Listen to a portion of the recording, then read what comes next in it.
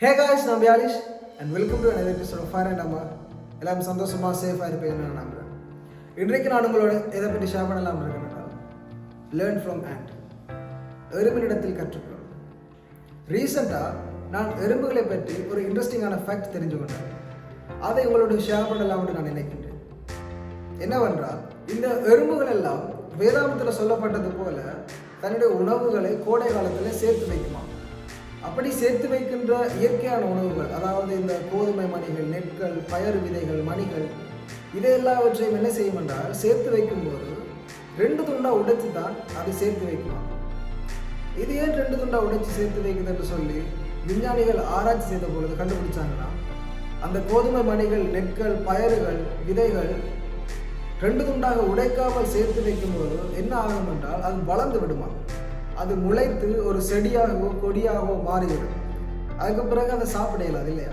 ஆனால் இதை புரிந்து கொண்ட எறும்பெல்லாம் என்ன செய்யும் என்றால் இந்த மாதிரியான நெற்கள், விதைகள், மணிகள் இவை எல்லாவற்றையுமே சேர்த்து வைக்கும்போது 2 துண்டா உடைச்சு சேர்த்து வைக்கணும். இப்படி நோட் பண்ணிட்டு இருக்கிற சமயத்தில் இந்த விஞ்ஞானிகள் இன்னொரு காரியத்தை நோட் பண்ணியிருக்கிறாங்க. என்னவென்றால் கொத்தமல்லி விதையை மட்டும் இந்த எறும்புகள் சேர்த்து வைக்கும்போது 2 துண்டா இல்லாமல் 4 துண்டா உடைச்சு சேர்த்து வைக்கலாம். அப்போ இவங்களுக்கெல்லாம் ஆச்சரியம், ஏன் இது கொத்தமல்லி விதையை மட்டும் 2 துண்டா இல்லாமல் 4 துண்டா உடைச்சு சேர்த்து வைக்கணும் அப்படின்னு சொல்லி. அதுக்கு பிற்பாடு இவங்க என்ன சொல்லியிருக்கிறாங்க, இன்னொரு ரிசர்ச்சில் ஈடுபட்டிருக்கிறாங்க. அதன் ரிசல்ட்டாக இவங்க என்ன தெரியுமா கண்டுபிடிச்சிருக்கிறாங்க, மற்ற விதைகளை போல இல்லாமல் கொத்தமல்லி விதை 2 துண்டா உடைத்து வைத்தாலுமே வளரக்கூடிய ஒரு விதையம். அதனால தான் இதை புரிந்து கொண்ட எறும்புகள் இந்த கொத்தமல்லி விதையை 4 துண்டா உடைச்சு சேர்த்து வைக்கலாம். உண்மையாகவே இது ஒரு ஆச்சரியமான தகவல். ஏனென்றால் கொத்தமல்லி விதையை 4 துண்டா உடைச்சு வைத்தால் அது வளராது என்று சொல்லி மனிதர்களாகிய நாங்கள் ஒரு குட்டியோண்டு எறும்பிட்ட இருந்து கற்றுக்கொண்டிருக்கின்றோம். ஸோ மனிதனுக்கு முன்பதாகவே, 6 அறிவு படைத்த மனிதனுக்கு முன்பதாகவே இந்த அளவுக்கு ஞானத்தோடையும் துல்லியத்தோடையும் தொழில்நுட்பத்தோடையும் படைத்தது யார்? நம்மளுடைய ஆண்டவர் தான். ஸோ ஒரு குட்டியோண்டு எறும்புக்கே இந்த அளவுக்கு ஞானத்தையும், இந்த அளவுக்கு புத்தியையும், இந்த அளவுக்கு ஒரு துல்லியத்தையும் கொடுத்த ஆண்டவர் அவருடைய சொந்த பிள்ளைகளாக ஏற்றுக்கொண்டு எங்களுக்காக மரித்து எங்களது பாவங்களை கழுவின எங்களுக்கு எந்த அளவுக்கு ஞானத்தையும், எந்த அளவுக்கு துல்லியத்தையும், எந்த அளவுக்கு பொட்டன்ஷியலையும் வைத்திருப்பார் என்று யோசித்து பார்த்தால் உண்மையாகவே அது ஆச்சரியமான ஒரு காரியம் தான். ஏனென்றால் ஆண்டவர் எங்களை கொண்டு வல்லமையான, ஆச்சரியமான, ஆசீர்வாதமான காரியங்களை செய்வதற்கு எதிர்பார்த்து கொண்டிருக்கின்றார். ஆனால் பிசாசு இதை தெரிந்து கொண்டதனால் நம்முடைய வாழ்க்கையில் என்ன செய்கிறான், டிஸ்ட்ராக்ஷன்ஸை போடுகிறான். கர்த்தர் எங்களுக்கென்று வைத்திருக்கின்ற அந்த அழைப்பை நாங்கள் அடைந்து விடக்கூடாது.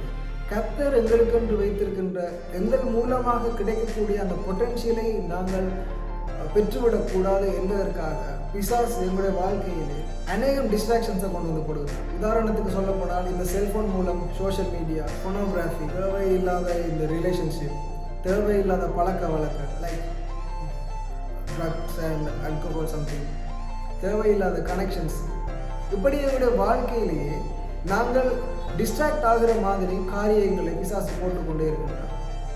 நாங்கள் என்ன செய்ய வேண்டும், இதை புரிந்தவர்களாக இந்த டிஸ்ட்ராக்ஷன்ஸுக்கு டிஸ்ட்ராக்ட் ஆகாமல் எங்களுடைய கவனத்தை ஆண்டவர் மேல் வைத்து, ஆண்டவர் எங்களுக்கு வைத்திருக்கின்ற அந்த அழைப்பை அறிந்து கொண்டு, ஆண்டவர் எங்கள் மூலம் பெற்றுக்கொள்ளக்கூடிய எங்களுடைய அந்த பொட்டன்ஷியலை நாங்கள் அறிந்து கொண்டு நாங்கள் கர்த்தருக்கு கீழ்ப்படிந்து வாழ வேண்டும். இதுதான் இன்றைக்கு நாங்களோட ஷேர் பண்ணுகிற காரியம். ஏனென்றால் இதை புரிந்து கொண்ட எத்தனையோ தேவனுடைய ஜனங்கள் தான் இந்த டிஸ்ட்ராக்ஷன்ஸ்லேருந்து விலகி சக்ஸஸ்ஃபுல்லான பிஸ்னஸ்மேனாக இருக்கிறாங்க, வல்லமையான ஊழியக்காரர்களாக இருக்கிறாங்க, தேவனுக்கு சாட்சியான ஒரு வல்லமை உள்ள வாழ்க்கையை வாழ்ந்து கொண்டு இருக்கிறாங்க. அவர்கள் அப்படி மாறுவதற்கு காரணம் பிசாசனுடைய இந்த டிஸ்ட்ராக்ஷன்ஸுக்கு டிஸ்ட்ராக்ட் ஆகாமல் தேவன் அவர்கள் மேல் வைத்த அழைப்பை அறிந்து கொண்டு, தேவன் அவர்களுக்கு கொடுத்த அந்த தாளத்தை பயன்படுத்தி கர்த்தர் அவர்கள் மூலம் எடுக்கக்கூடிய அந்த பொட்டன்ஷியலை அறிந்து கொண்டு செயல்பட்டதன் நிமித்தம் கர்த்தர் அவர்களை அந்த அளவுக்கு மாற்றியிருக்கிறார்.